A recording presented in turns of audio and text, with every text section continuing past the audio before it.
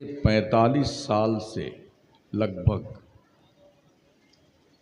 کشمیر سے لے کے کنیا کماری تک ہم اہل سنت والجماعت کے جلسوں کا ایک طوفان آیا ہوا ہے،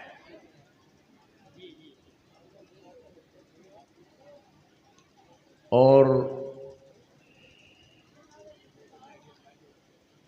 پوری رات، کبھی کبھی تو ایسا ہوتا کہ فجر کی اذان بھی اسٹیج پر ہی ہو جاتی ہے۔ ویسٹ بنگال، اڑیسہ، بہار، جھارکھنڈ اور مشرقی یو پی کے علاقہ جات میں وہ جلسہ کامیاب مانا ہی نہیں جاتا جس میں فجر کی اذان نہ ہو۔ یہ الگ بات ہے کہ مسجد میں کوئی نہیں پہنچتا ہے۔ ویسے بھی ہمارے سنیوں نے نماز تو وہابیوں کو دے دی ہے۔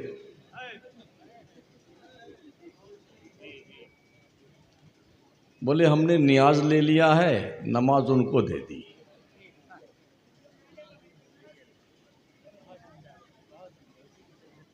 اور حالت یہ ہے، جس پہ نماز فرض نہیں وہ پوری دنیا میں گٹھری بنا کے گھوم رہا ہے، اور جس پہ نماز فرض ہے وہ جمعہ بھی نہیں پڑھنے آتا۔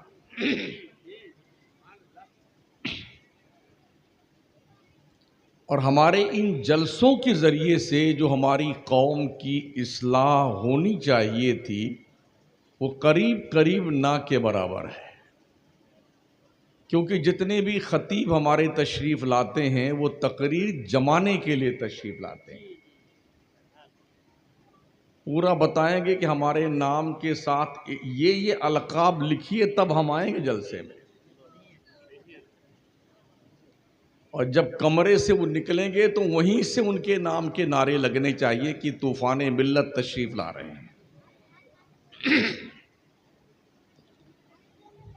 تو بڑا المیہ ہے ہماری جماعت کا، اربوں روپے ایئرلی مسلمانوں کے، سنیوں کے جلسوں پہ خرچ ہوتے ہیں۔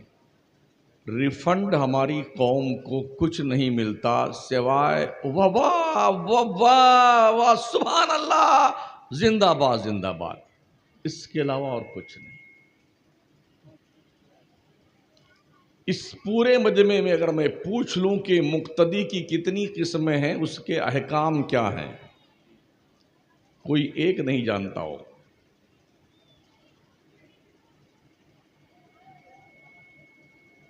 تو کیا ہم چھٹا ساڑ بنائے گئے ہیں، یا ہماری کچھ ذمہ داریاں ہیں؟ ہمارے رب نے کوئی یوں ہی ہمیں پیدا کر دیا ہے؟ شاید لوگ یہ سوچتے ہوں، افحسبتم انما خلقناکم عبثا وانکم الینا لا ترجعون، کیا تم یہ سوچتے ہو کہ تمہیں اللہ نے بیکار پیدا کر دیا ہے؟ تمہاری پیدائش کا کوئی مقصد نہیں ہے؟ اور کیا تم نے یہ سوچ رکھا ہے تمہیں مرنے کے بعد اللہ کے ہاں جانا نہیں ہے؟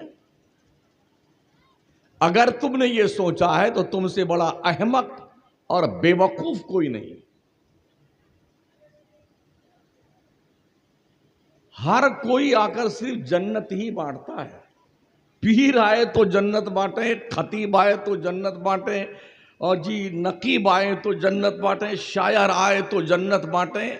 اتنا مطلب ابھار کر کے جیسے جنت یہیں لوناوا کے گاؤں کے بغل ہی میں آباد کی گئی، یہ اٹھایا اور یہ دے دیا، یہ مقصد ہے۔ پتہ نہیں ہے کہ جائیں گے کہاں، جنت میں یا دوسرے گھر میں، مگر اتنا ہم بیٹے موچ پہ تاؤ دھر کے پھرتے نا، ہم ہی جنت میں جائیں گے، ہم ہی جائیں۔ پروف ہے۔ ہمارے جلسوں میں اگر قوم کو اللہ کا خوف دلایا گیا ہوتا تو ہمارے سنیوں کی تعداد مسجدوں میں زیادہ ہوتی، مزاروں پہ نہیں۔ آج سنیوں کی تعداد مزاروں پہ زیادہ ہے، مسجدوں میں نہیں. اور شاید ہماری سنی قوم نے یہ سمجھ رکھا ہے کہ جو مزار والے بزرگ لوگ ہیں نا، چاہے نماز ایک کو مت پڑھو، یہ سب پکڑ کے جنت میں ایسے ڈھکیلیں گے، یہ تیری، یہ تیری، یہ تیری. پورے ہندوستان کے بزرگوں کی بات تو چھوڑ دیجئے، جو ساری دنیا کے ولیوں کا تاجدار شیخ عبد القادر جیلانی غوث اعظم بڑے پیر دستگیر ہیں، وہ فرماتے ہیں اگر بے نمازی مسلمان مر جائے تو اس کو قبرستان میں دفن مت کرو، اٹھا کے گڈھے میں پھینک دو. کہاں بیٹھے ہیں آپ کہ نماز نہیں پڑھیں گے اور جنت میں جائیں گے؟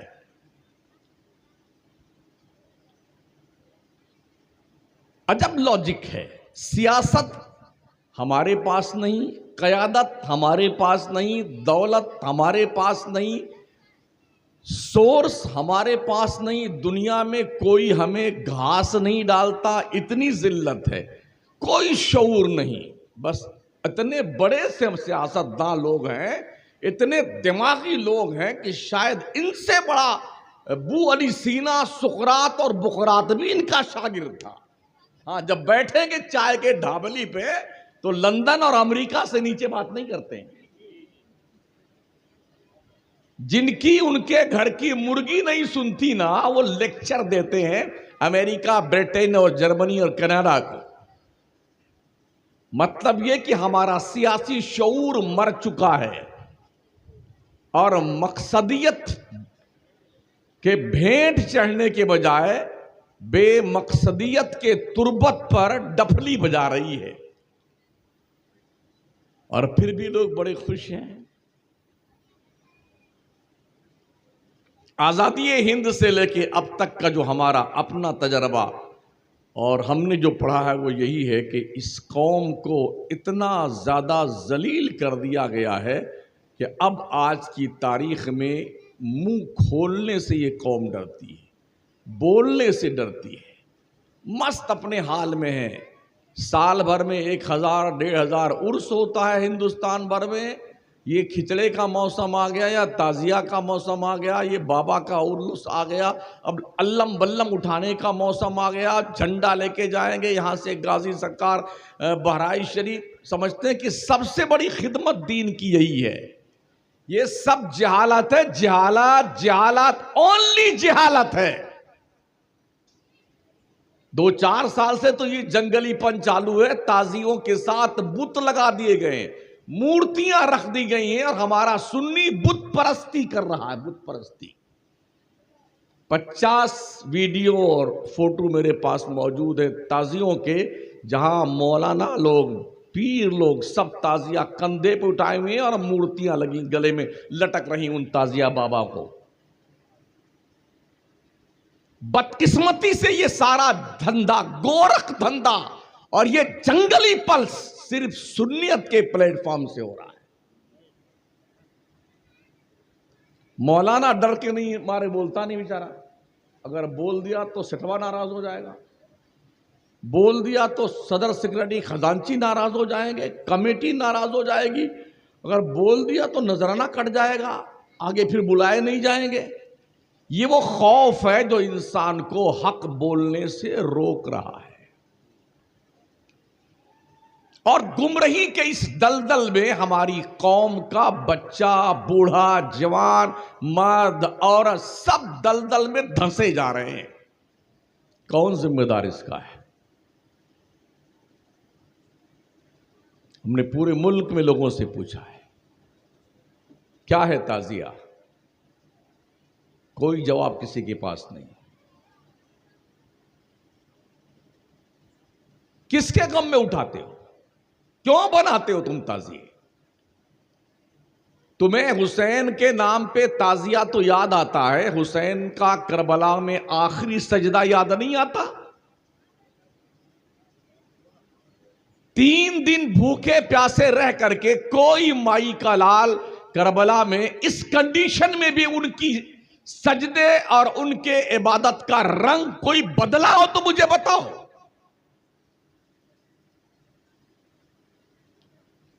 جان جاتے جاتے خدا کو سجدہ کر کر کے یہ میسج نبی کے نواسے نے دیا ہے کہ اگر قیامت کی صبح تک ایسے حالات دین مصطفیٰ پہ آ جائیں تو یہی کردار اپنانا.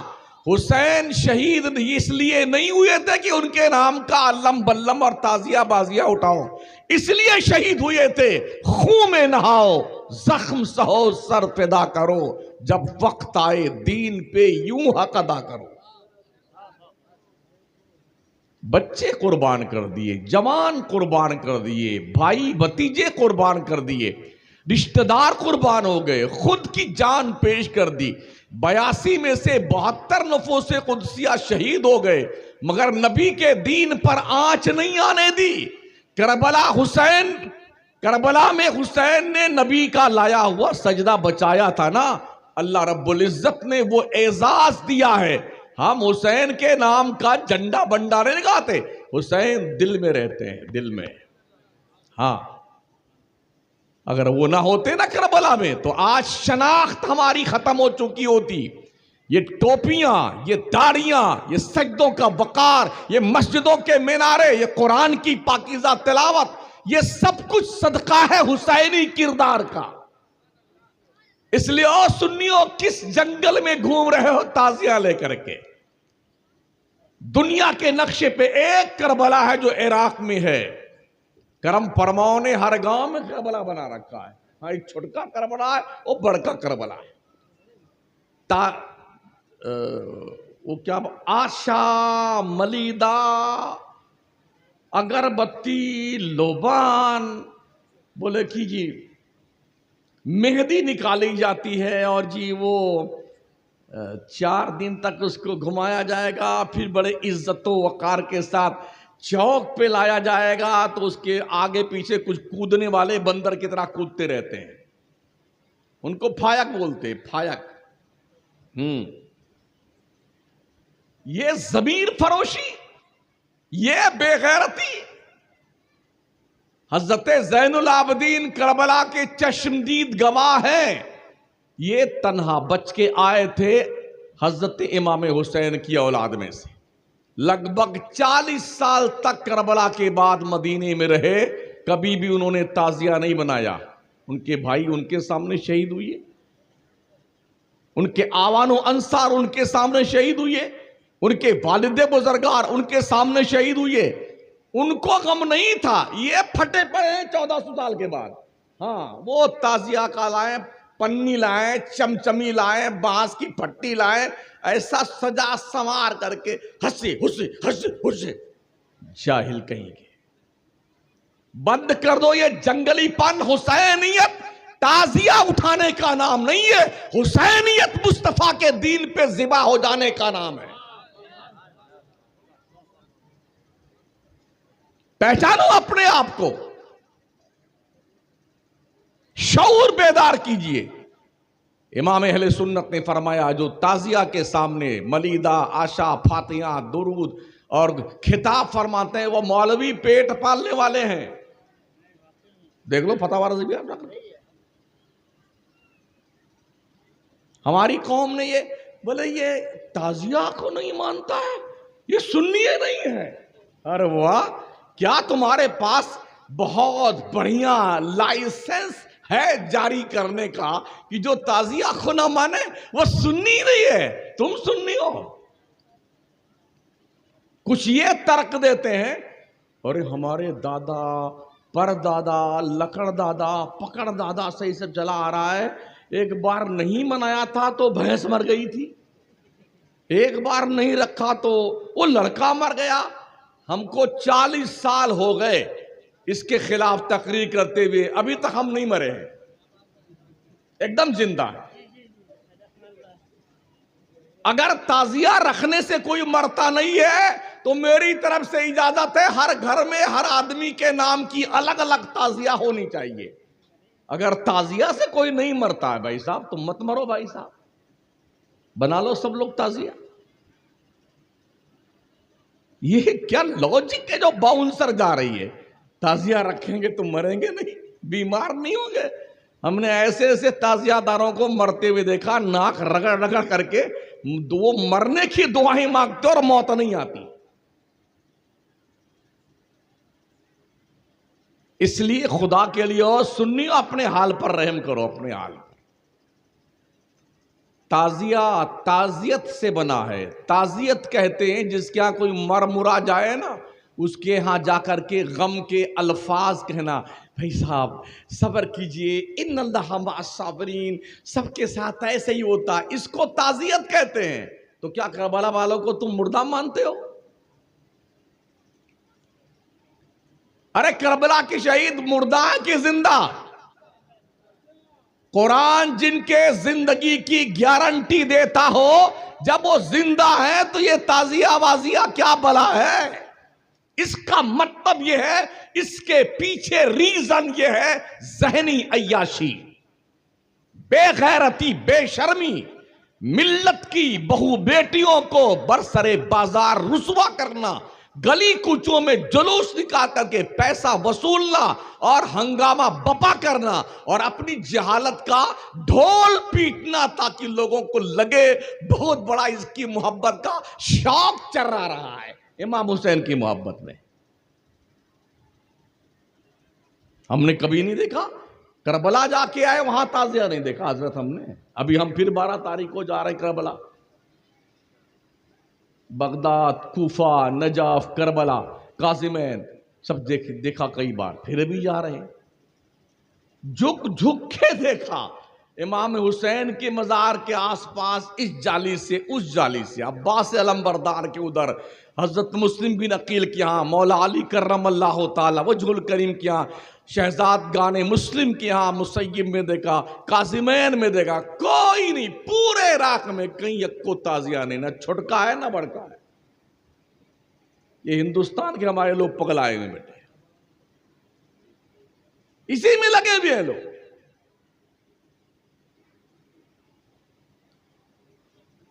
کس قدر ہمارے ہاں جہالت ہے. ان جلسوں کا کیا مقصد ہے؟ روپے خرچ ہوتے ہیں، لوگ بلائے جاتے ہیں، آپ کا وقت برباد ہوتا ہے. آپ کو اگر صحیح معنوں میں علم نہ سکھایا جائے، اچھی بات سچی بات نہ بتائی جائے، تو میرے اتنی دور سے آنے کا فائدہ کیا ہوا؟ میں خوش کرنے نہیں آیا ہوں، میرے پاس جنت کا ٹکٹ نہیں، مجھے خود پتا نہیں کہ جنت میں جاؤں گا کہ نہیں جاؤں گا. میں کہاں سے آپ کو ٹکٹ دوں؟ ہمارے پیر صاحب وعدہ کیے ہیں ہم جنت میں لے کے جائیں گے. میں نے ایسے پیروں سے وہیں اسٹیج پہ پوچھ لیا آپ جائیں گے؟ تو ان کے چہرے کا رنگ بدل گیا.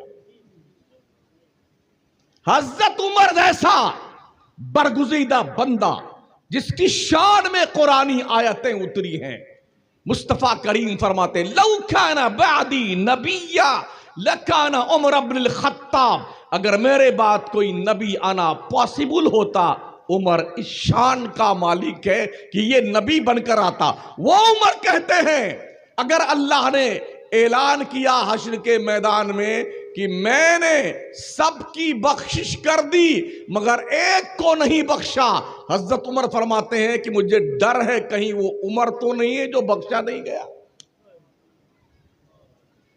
جن کی نیکیاں آسمان کے ستاروں کے برابر ہیں، جن کو دیکھ کے شیطان ڈر کے مارے رستہ بدل دیتا تھا.